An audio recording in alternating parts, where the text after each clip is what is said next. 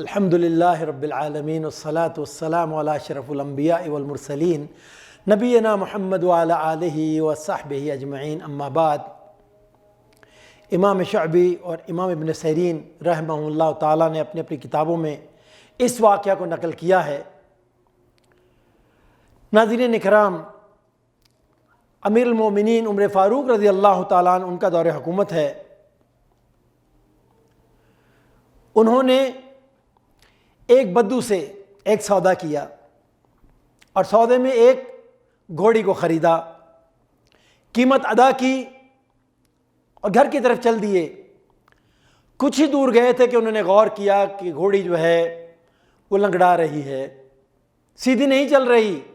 سمجھ گئے کہ یہ عیب دار ہے، اس کی ٹانگ میں خرابی ہے۔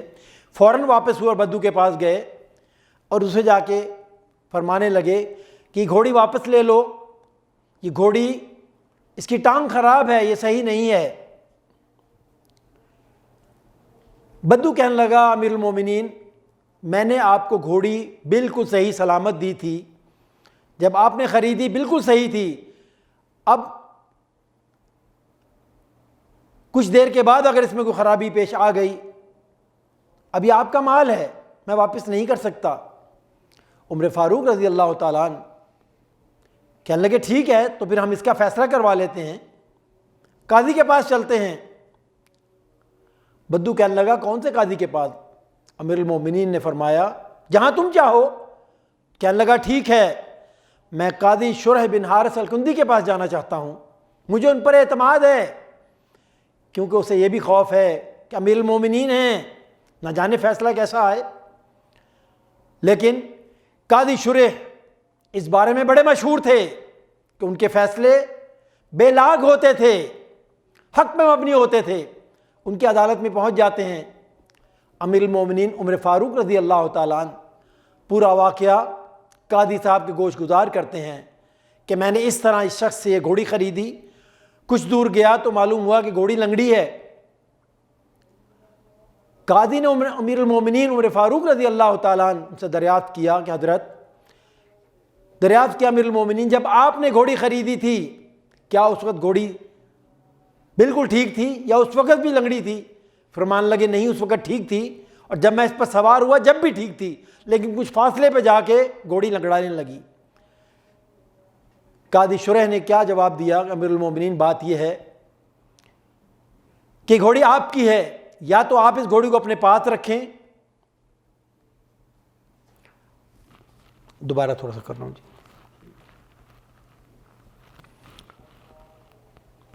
یا تو گھوڑی کو اپنے پاس رکھیں، اور اگر واپس کرنی ہے تو اس کو اسی حالت میں واپس کریں جس حالت میں اس کے مالک نے آپ کو بیچا تھا۔ اللہ اکبر۔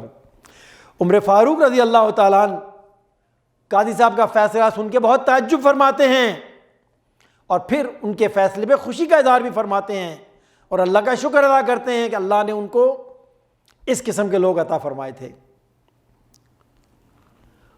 اور دوسری بات یہ ہے کہ امیر المومنین عمر فاروق رضی اللہ تعالیٰ عنہ قاضی صاحب کے اس بے لاگ فیصلے سے بہت زیادہ متاثر ہوتے ہیں، لہذا فرماتے ہیں قاضی صاحب سے کہ میں آج کے بعد سے آپ کو کوفہ کا چیف جسٹس قاضی القضاء مقرر کرتا ہوں۔ اللہ اکبر۔ کیا عمر فاروق رضی اللہ تعالیٰ عنہ انہوں نے فوراً ہی فیصلہ کر دیا؟ نہیں، فاروقی فیصلے فوراً نہیں ہوا کرتے تھے، بلکہ بہت زیادہ گہری سوچ و بچار کا نتیجہ ہوا کرتے تھے۔ وہ قاضی شرح کے بارے میں پہلے بھی بہت کچھ جانتے تھے، لیکن آج جو فیصلہ ہوا اسے کسی نتیجے پہ پہنچنے میں ان کو مدد ملی۔ اور یہ کون سا دور ہے؟ یہ دور وہ ہے کہ ابھی آسمان اسلام پر اصحاب رسول صلی اللہ علیہ وسلم، ابھی آسمان اسلام پر اصحاب رسول چمکدار ستاروں کی مانند جگمگا رہے تھے، یعنی بہت سے صحابہ بھی موجود تھے، لیکن وقت اور حالات نے عمر فاروق کے اس فیصلے کو درست ثابت کر دیا۔ تاریخ اور سیرت کی کتابوں میں یہ بات واضح طور پر دیکھی جا سکتی ہے کہ قاضی شرح اپنی خوبیوں اور صلاحیتوں کی وجہ سے 60 سال تک مستقل طور پر اس منصب پر فائز رہے۔ 60 سال، ناظرین کرام، یہ بہت لمبی مدت ہے۔ بہت لمبا وقت ہے یہ. اس عظیم الشان منصب پر انہیں عمر فاروق رضی اللہ تعالی عنہ، حضرت عثمان غنی، حضرت علی، امیر معاویہ اور بنی امیہ کے کئی خلیفہ نے ان کو اس پہ باقی رکھا. ناظرین کرام، بلا شبہ قاضی شرح کے لیے ایک بہت بڑی سعادت تھی یہ. قاضی شرح کے متعلق جو باتیں تاریخ کی کتابوں میں ہیں وہ بہت ہی زیادہ ہیں. کچھ باتیں سن لیں شاید کہ ہمارے لیے ان میں کچھ نفع ہو. حضرت شرح رحمہ اللہ تعالیٰ فرمایا کرتے تھے، انی لا اصاب بالمصیبہ، جب بھی مجھ پر کوئی مشکل آتی ہے، کوئی تکلیف آتی ہے، فحمد اللہ علیہ 4 مرات، اس مصیبت کے آنے کے بعد میں 4 بار اپنے رب کی حمد و ثنا کرتا ہوں، اس کا شکر ادا کرتا ہوں. عجیب بات ہے. قاضی شرح کیا فرما رہے ہیں کہ میرے اوپر جب کوئی مصیبت آتی ہے، کوئی مشکل مجھ پہ آتی ہے، تو اس کے آنے کے بعد میں 4 بار اپنے رب کا شکر ادا کرتا ہوں. وہ کیسے؟ پہلی بات کیا فرماتے ہیں؟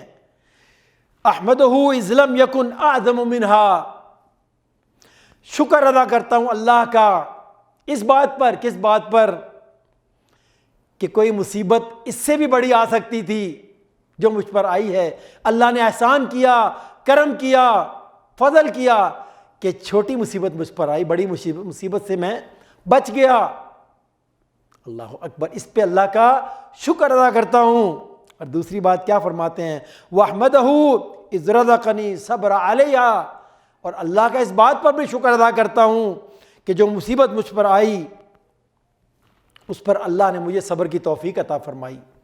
کتنا اجر و ثواب ہے صبر کا، کہ صابر کے بارے میں کہا گیا کہ اس سے حساب کے بغیر ہی اجر و ثواب ملے گا، اس کا کوئی حساب نہیں. اللہ اکبر. اور اس کے بعد تیسری بات کیا فرماتے ہیں؟ وَأَحْمَدَهُ إِذَا وَفَّقَنِي لِلْإِسْتِرْجَاءِ، اور تیسری مرتبہ شکر اس لیے ادا کرتا ہوں کہ جب مجھ پر مصیبت آتی تو اللہ کی توفیق سے میں اِنَّا لِلَّهِ وَإِنَّا إِلَيْهِ راجعون پڑھتا ہوں، تاکہ اللہ رب العالمین سے اجر و ثواب کا مستحق قرار پاؤں. جس شخص پہ کوئی مشکل آئے گی اور یہ دعا پڑھے گا اِنَّا لِلَّهِ وَإِنَّا إِلَيْهِ راجعون، اللہ کے فضل و کرم سے بے حد و انتہا اس کو اجر و ثواب عطا کیا جاتا ہے. اور چوتھی بات وَأَحْمَدَهُ إِذْ لَمْ يَجْعَلْهَا فِي دِينِي، اور چوتھی بڑی اہم بات بیان کر رہے ہیں کہ جو مشکل مجھ پر آئی، جو مصیبت مجھ پر آئی، وہ دنیاوی مصیبت تھی، وہ میرے دین پر نہیں آئی. اللہ اکبر. کیا پیاری بات ارشاد فرما رہے ہیں کہ وہ مصیبت میری دنیاوی چیزوں پر آئی، میرے دین پر نہیں آئی. اور دنیا عارضی ہے، ختم ہو جانے والی ہے، مختصر ہے، بے ثبات ہے دنیا، اس کی کوئی حیثیت نہیں. جب دنیا ختم ہو جائے گی تو مصیبت باقی رہے گی، مصیبت بھی ختم ہو جائے گی. اللہ نے فضل کیا، رحم کیا کہ وہ مصیبت میرے دین پر نہیں آئی، میرے ایمان پر نہیں آئی، میری آخرت پر نہیں آئی. کیونکہ آخرت اگر دین متاثر ہوتا، نمازیں چھوٹ جاتی، نیک اعمال چھوٹ جاتے، تو کیا ہوتا؟ میری آخرت خراب ہو جاتی. اور آخرت کیا ہے؟ آخرت ابدی ہے، سرمدی ہے، دائمی ہے، ہمیشگی کی ہے، نہ ختم ہونے والی ہے. تو اس کی تکلیفیں وہ بھی نہ ختم ہونے والی ہیں، اور اس کے اجر و ثواب، اس کے ثمرات، اس کے فوائد، اس کی خوشیاں وہ بھی نہ ختم ہونے والی ہیں. اس پر اللہ کا شکر ادا کرتے کہ اللہ نے جو مصیبت بھیجی وہ میری دنیاوی چیزوں پر بھیجی، اس پر شکر ادا کرتا ہوں. اللہ اکبر. تو بات یہ عرض کر رہا ہوں کہ قاضی شرح وہ مصیبت آنے پر 4 بار اللہ کا شکر ادا کیا کرتے تھے. اللہ تعالیٰ کی بارگاہ میں دعا کہ اللہ تعالیٰ ہمیں بھی کوئی بھی مصیبت آئے صبر کرنے کی اور شکر کرنے کی توفیق عطا فرمائے.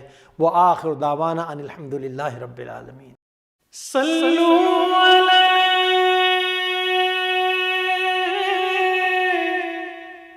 وآلہ